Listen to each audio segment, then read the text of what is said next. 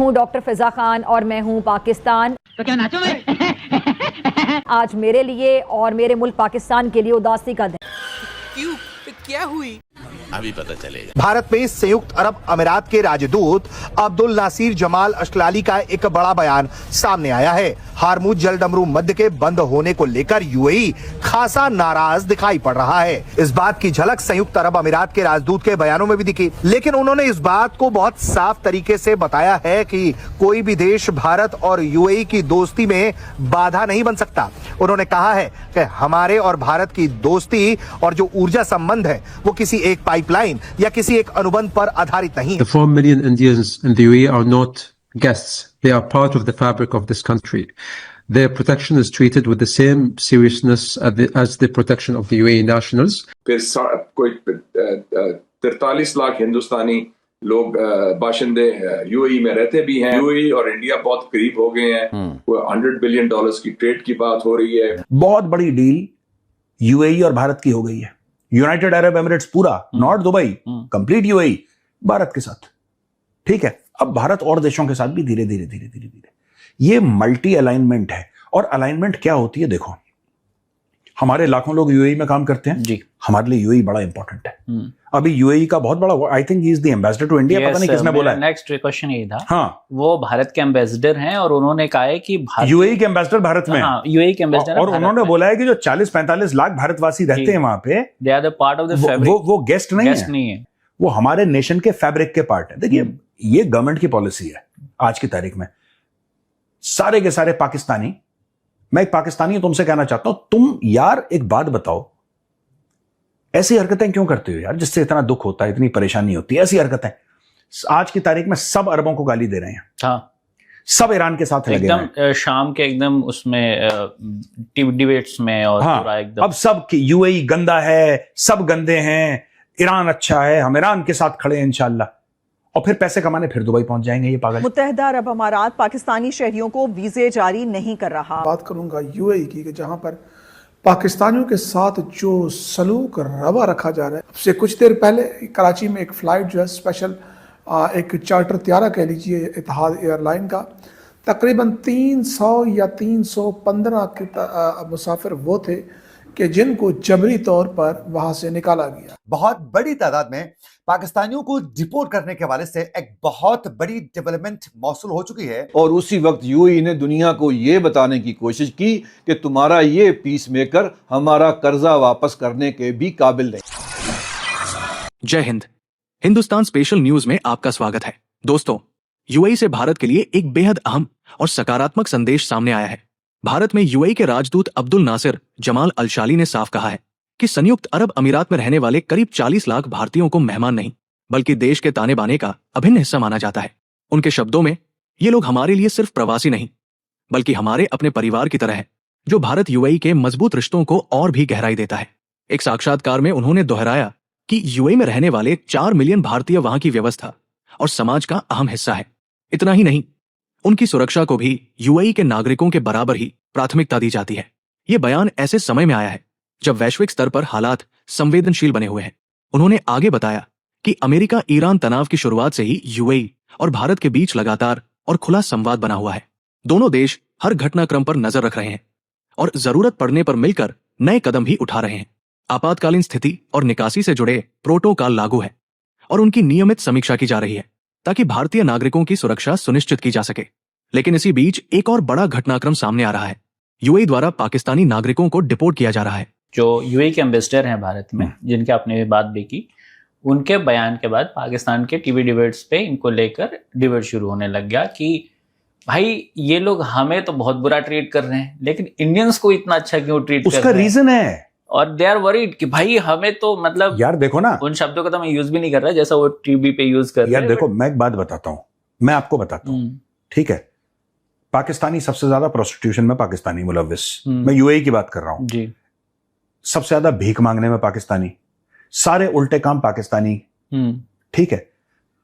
पाकिस्तानियों को देखियो, अगर आपको फेक ट्वीट करवा के अपनी रिस्पेक्ट फेक तरीके से करवानी है, ट्विटर पे ट्रेंड करवा के कि मैं अपना पासपोर्ट लेकर गया और उस आदमी ने पासपोर्ट देखा, अच्छा आप तो अमन करवाने वाले मुल्क के हैं, आप तो पीस मेकर हैं, आइए आइए आपके लिए एक अलग लाइन, अगर ये चूरन खिलाना है तो ठीक है, एक जमाना था जब सऊदी अरेबिया में तो कैपिटल पनिशमेंट होती है ना, सर तन से जुदा वाला मामला चलता है वहां पे।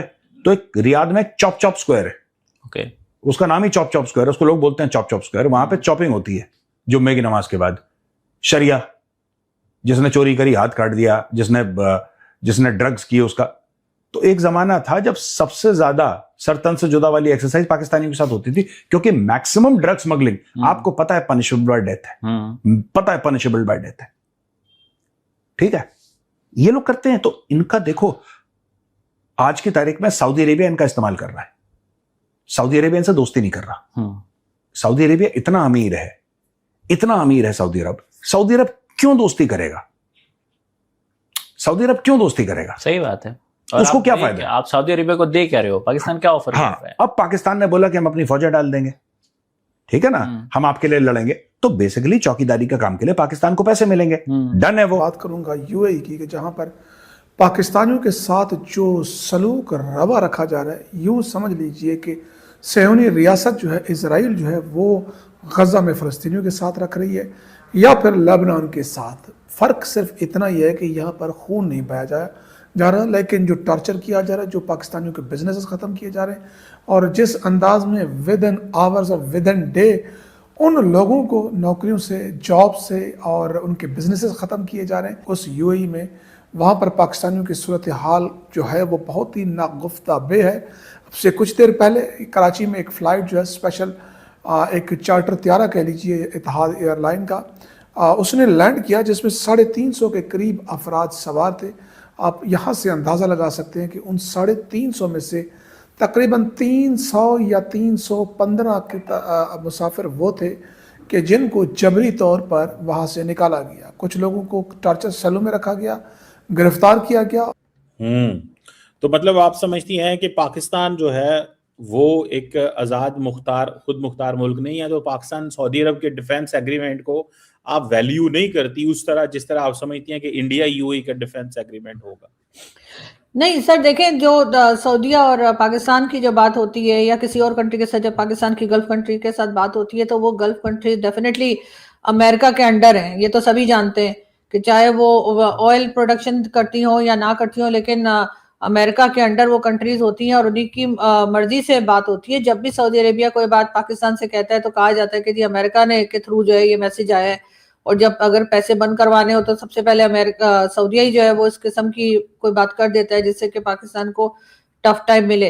तो इसलिए मुझे लगता है कि क्योंकि हमारी जो फॉरेन पॉलिसी है वो बहुत ज्यादा इंडिपेंडेंट मुझे नहीं लगती कि है, और उसकी मेन रीजन जो है पाकिस्तान की खराब इकोनॉमी को ही ठहराया जाता है। इस वजह से लग रहा है कि जब भारत के साथ अगर कोई गल्फ कंट्री आके बात करती है या काम करते हैं तो डेफिनेटली वो एक बहुत बड़ा फर्क आ जाता है सर। उसमें पैसा है उनके पास, अब चाहे आप जो भी कहिए, वो अगर कोई चीज लेते हैं तो वो पेमेंट करके लेते हैं, हमारी तरह उधार पे या कह लेते हैं इंस्टॉलमेंट पे पेमेंट नहीं हो रही होती। तो एक फॉरेन पॉलिसी पर उनकी एक ऐसी हो जाती है कि जो अपनी मर्जी से करते हैं, वो सही हो या गलत वो एक अलग डिबेट है कि कई लोग उनकी फॉरेन पॉलिसी से एग्री नहीं करते या कई लोग करते हैं। लेकिन बहरहाल सर हमारी तो आपको पता है कि अमेरिका के बगैर तो या चाइना की मर्जी के बगैर सर हम तो कुछ नहीं कर पाते। लेकिन जाहिर है कि इकोनॉमी क्योंकि पाकिस्तान की बेहद वीक है और हम हर जगह पर जो है यही डिफेंस एग्रीमेंट्स वगैरह इस तरह की चीजें ही जो है वो साइन करते चले जाते हैं कि चलो इसी बहाने कुछ पैसा आ जाएगा। इसलिए सर उनकी पोजीशन में और हमारी पोजीशन में बहुत फर्क है। बाकी तो गल्फ कंट्रीज हमेशा ही से अमेरिका के आगे झुके हुए हैं, हालांकि उनके पास ऑयल वगैरह है, पैसा है, लेकिन जाहिर अमेरिका ने शुरू से कंट्रोल किया है। लेकिन यहाँ पे तो सर हालात ही दूसरे हैं। दूसरी तरफ भारत को तो वो बिल्कुल डरा धमका नहीं पा रहे। ट्रम्प ने बड़ी कोशिश की कि किसी तरीके से वो रशियन ऑयल लेना बंद कर दें, कभी उन्होंने चाबहार पोर्ट के ऊपर कोई एक्शन करने की कोशिश किया और इसी तरीके से कभी कहते हैं जहाज गिर गए पाकिस्तान के साथ क्लैशेस में। अमेरिकन प्रेसिडेंट मुसलसल आके स्टेटमेंट दे रहे हैं, तो वो कहीं ना कहीं भारत को दबाने की कोशिश कर रहे हैं। अब कहाँ तक कर पाए ये तो खैर सर आगे पता लगेगा। पाइपलाइन जो है उसके ऊपर काम रुक गया जब कहा गया कि जी पाकिस्तान नहीं कर सकता, सैंक्शंस लग जाएंगी, तो पाकिस्तान ने रोक दिया काम। तो सर इस तरह की चीजों में कुछ अरसे के लिए एक तरह का पॉज जो है वो आ जाता है। थोड़ी सी रुकावट अगर होती है उसको निकलने के लिए, थोड़ी स्पेस देने के लिए भी इस तरह के काम को रोका जाता है, और एक जगह जहां पे ऑलरेडी मार कुटाई और लोगों की जाने जा रही है, इस तरह का लड़ाई चल रही है, वहां तो सर वैसे भी प्रोजेक्ट्स नहीं होते, तो शायद इसलिए भी रोका गया होगा। उसका रीजन है,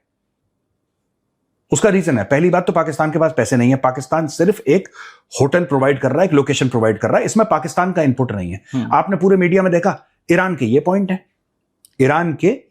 है, अमेरिका के ये पॉइंट है, ठीक है। इजराइल कह रहा है तुम्हारे जो पॉइंट है हमें कोई दिक्कत नहीं, हम तो हिजबुल्लाह को ठोक रहे हैं, हम ठोकेंगे, ठीक है ना, डन। अब तीसरी बात, पाकिस्तान का कोई पॉइंट है इसमें?